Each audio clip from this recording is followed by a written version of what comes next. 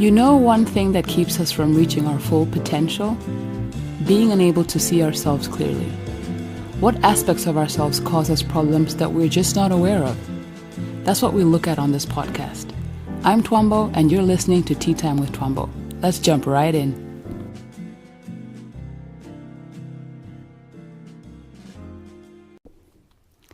Welcome to the new episode of Tea Time with Twaambo, the first one in 2019.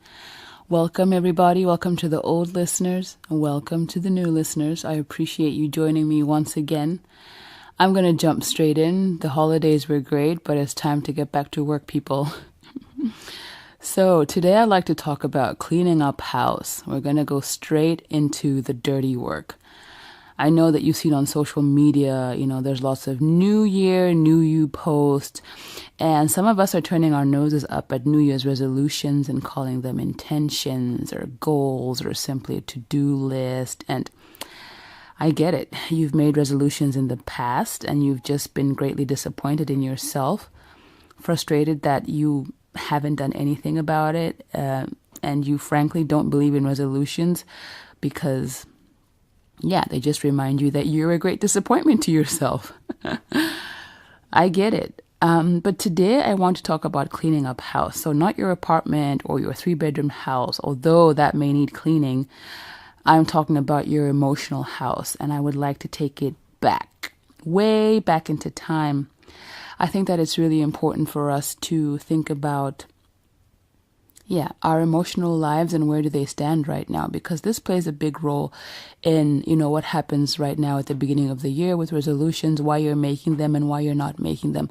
A lot of times we don't consider our past and how maybe this affects the fact that we don't come through for ourselves at the beginning of the year. So let's go back to the home you were raised in. So close your eyes for a moment and think about like your family, your mom or your dad and your siblings, and your emotional health and stability were grounded in this home, in that home that you're thinking about right now. And, some of you might say that your childhood was completely boring and there was nothing wrong and why are we doing this? Just hang with me for a second, okay? I think there are important questions that we need to ask if we're going to go back into time and find out why we do the things that we do. So I have a few questions for you. And, if you want, you can listen to this podcast again with a paper and a pen and just write down these answers and see where that takes you. And see if this brings up some questions or some issues for you and some answers that could help you get to where you're wanting to go. How would you say your parents raised you? Were they overly strict but encouraging, or were they too relaxed and maybe you wish they were a bit more strict with you? What was your relationship with your siblings like? Were you raised to compete against each other? Did you form camps between the siblings, and were you best of friends? You'd be surprised to find out how different families raised their children to compete against each other, and this, makes people make detrimental decisions.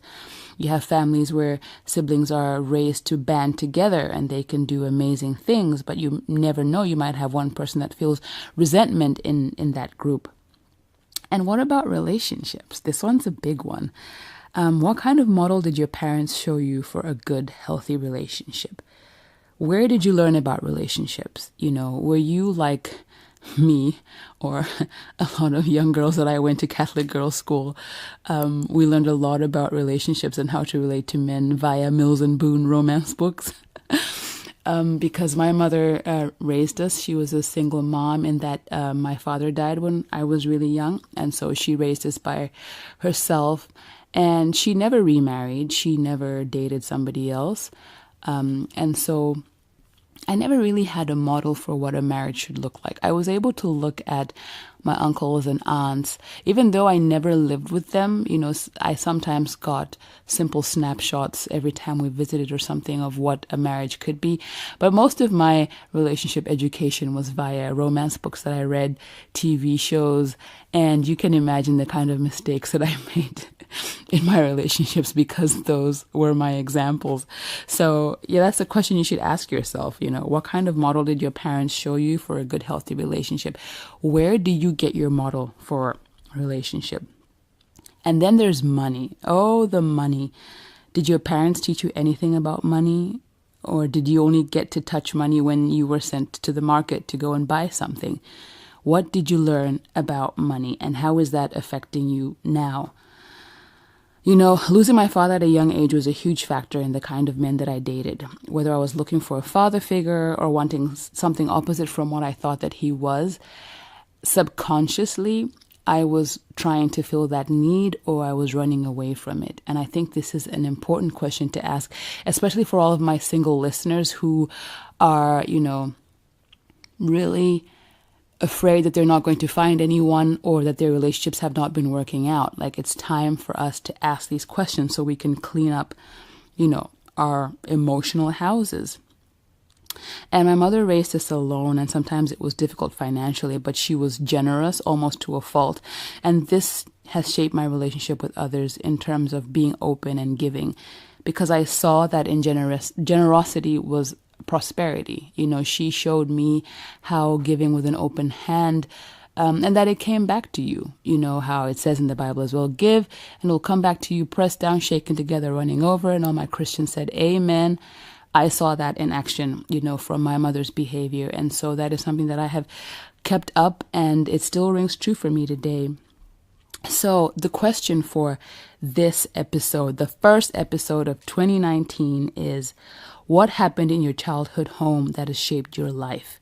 How did it shape the life of you and your siblings? Because we all react differently.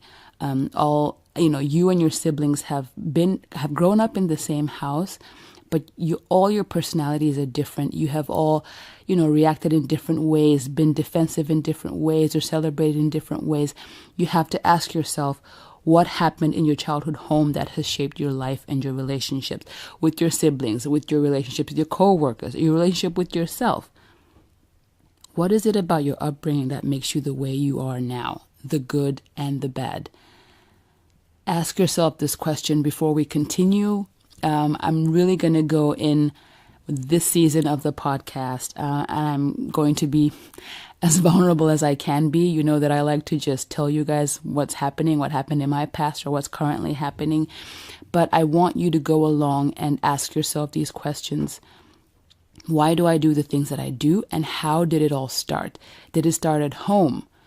And, a lot of times we're in denial, or we've never asked, do I act this way because this is what I saw my mother do?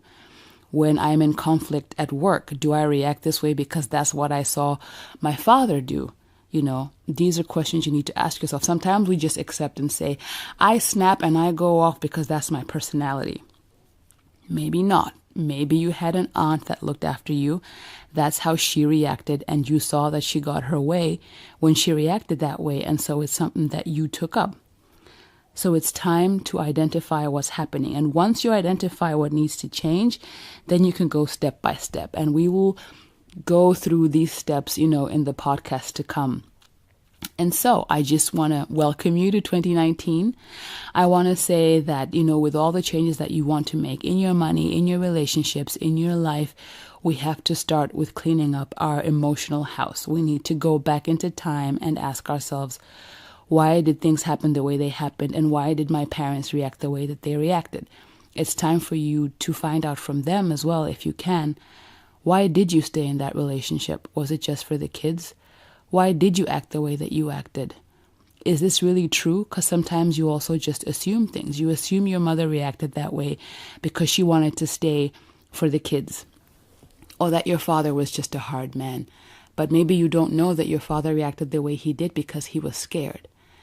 And the good thing about life is that as our parents get older, the more vulnerable they get, and the more open they are to sharing how they were feeling emotionally at a particular time. So take advantage of this time to sit with your parents, if they're still alive, and just find out hey, why did this happen the way it happened? And how do you think that has affected me, and how can I move on?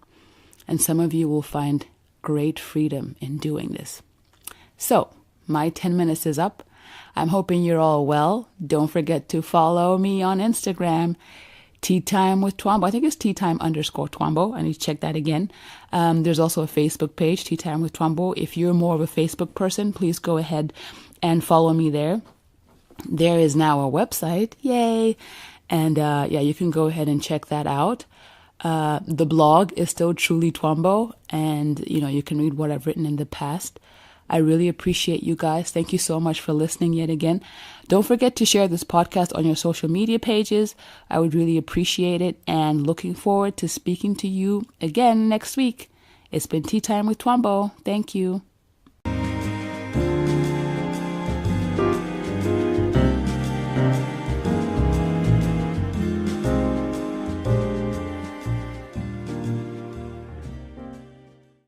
The podcast you just heard was made using Anchor. Ever thought about making your own podcast? Anchor makes it really easy for anyone to get started. It's a one-stop shop for recording, hosting, and distributing podcasts. Best of all, it's 100% free. Sign up now at anchor.fm/new. That's anchor.fm/new to get started.